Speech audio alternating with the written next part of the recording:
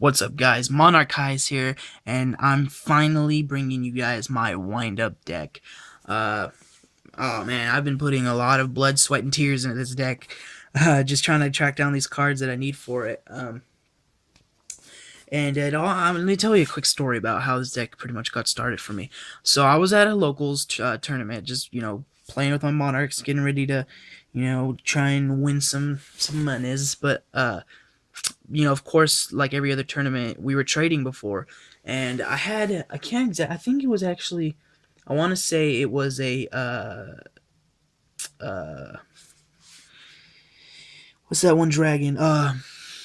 It's a title. It was title. I had a title on my binder, right? I only had one, and I just had it in there because I pulled it in one of my Tachyon packs, but I was like, okay, I'm not gonna run dragons, so why would I do that? So I just threw it in there. It didn't really mean anything to me. And well, there was a guy there that really, really wanted, and so I was looking through his binder. He didn't have very much. The only thing I really saw was he had three rabbits, three rats. He had the three sharks, and he had three factories. And so, like, jokingly, I just asked him, "Oh, dude, I'll trade you for all this wind-up stuff." And he just straight up was like, "Oh, that's fine. Like, yes, I'll do that." And it's like, for me, it was the best trade just because, not only am I never going to use the title just because, dragons are so expensive, it's just, I actually almost got a whole deck just because I had all the other filler cards, even though, there's a couple of them that are actually pretty hard for me to get right now, and I know they're actually, the crazy part is I see them all the time, but the second you start looking for a card, they all vanish.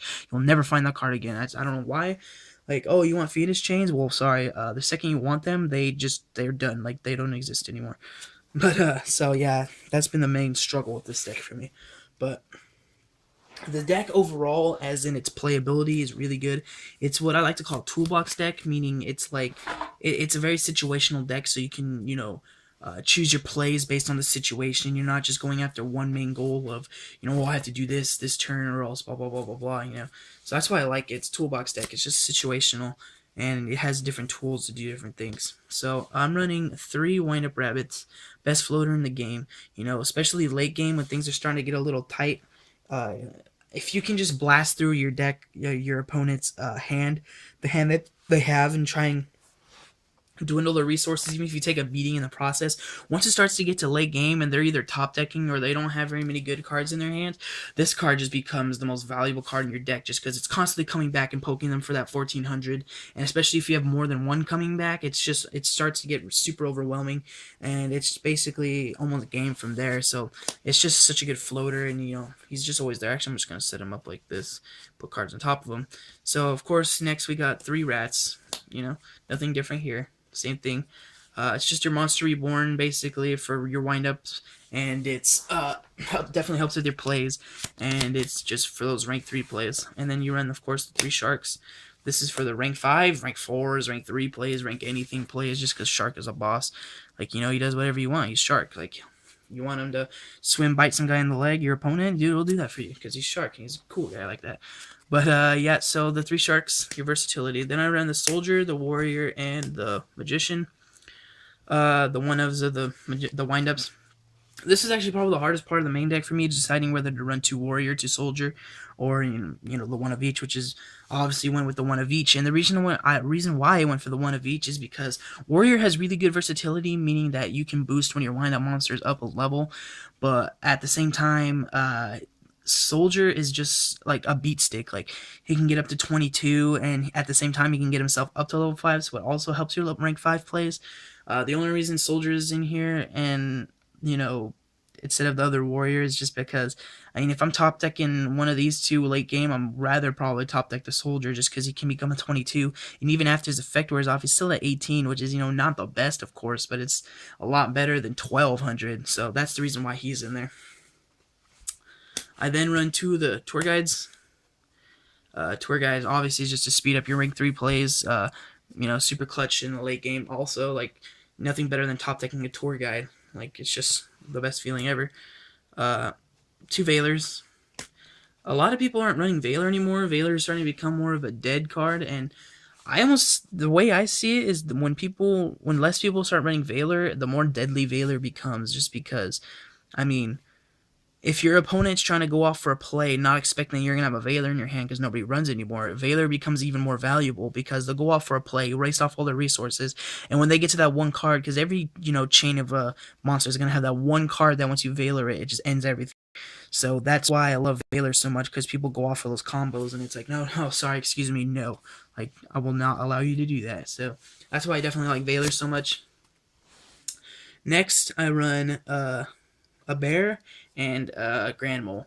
And the reason for the bear is because of tanky. I run 2 of the tankies, and that's just tankies for my wind-up rabbits if I need to get one real quick, need to get access to one at the same time, also I can get bear.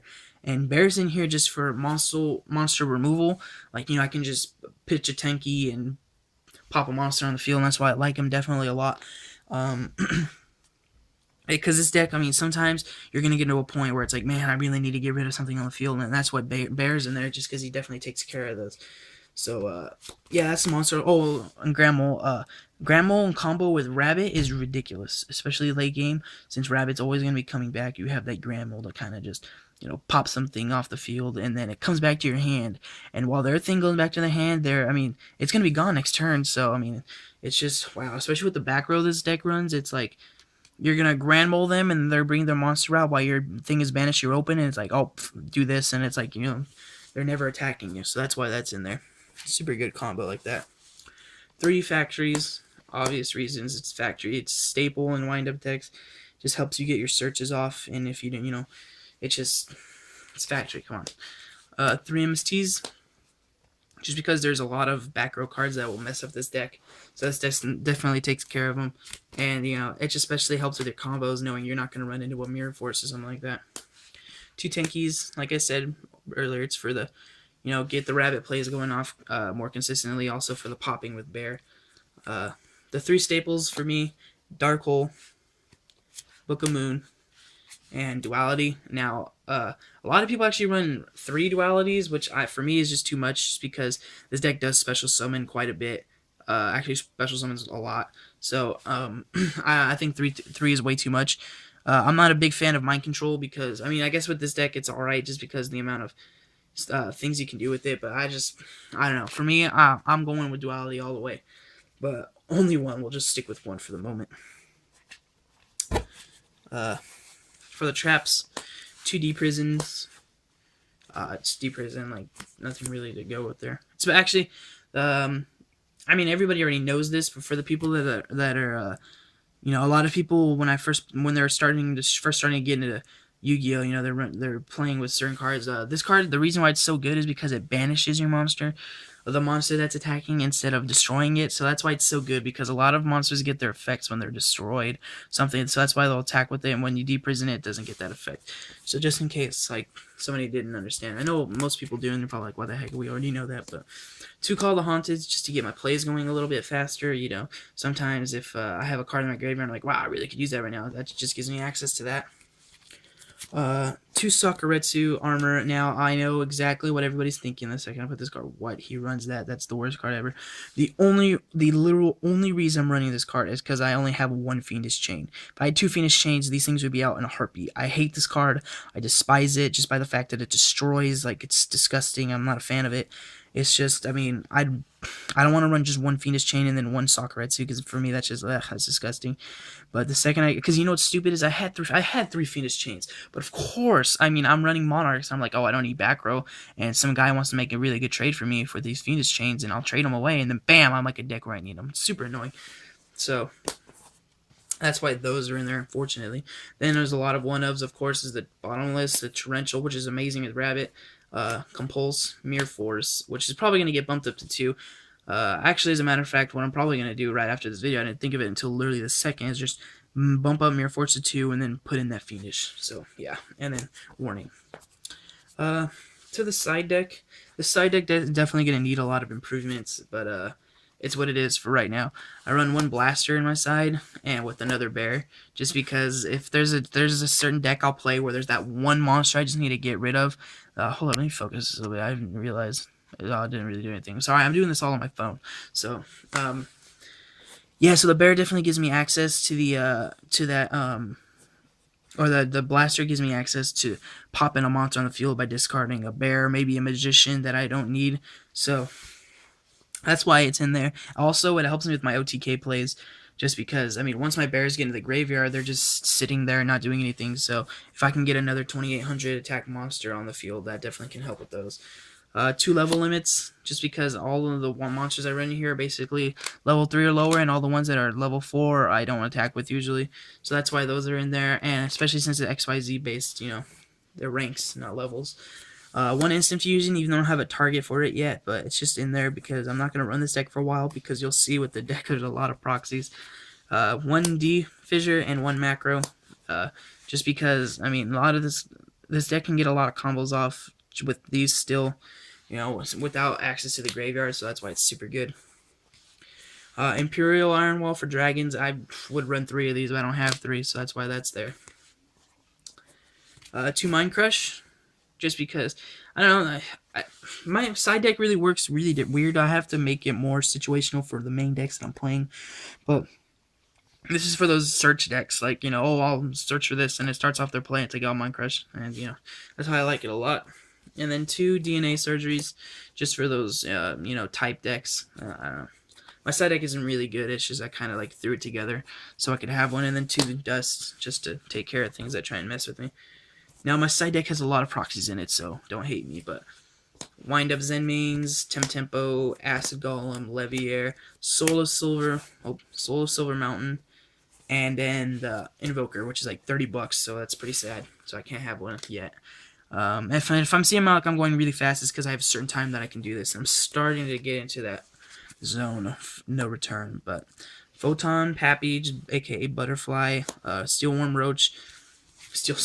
Roach, Gaga Cowboy, Abyss Dweller, and Mace Stroke. Mace Stroke is another one of those. I had a Dweller, by the way, and I traded it for something stupid, of course. Mace Stroke, I used to, every time I'd ask people for a Temtempo before I got him, they'd show me, oh, I have Mace Stroke. And I'm like, oh, I don't need that. I need Temtempo. Now I need a Mace Stroke, so of course that's happening. 1 Shark Fortress, which is actually a very underrated card, I believe. Zenmayo, of course, don't have it. And then Volcasaurus, and then the Gaia Charger. So yeah, guys, I have to really apologize for going so fast. It's like, you know, I have a certain time to do this, so I really hope you guys like this deck.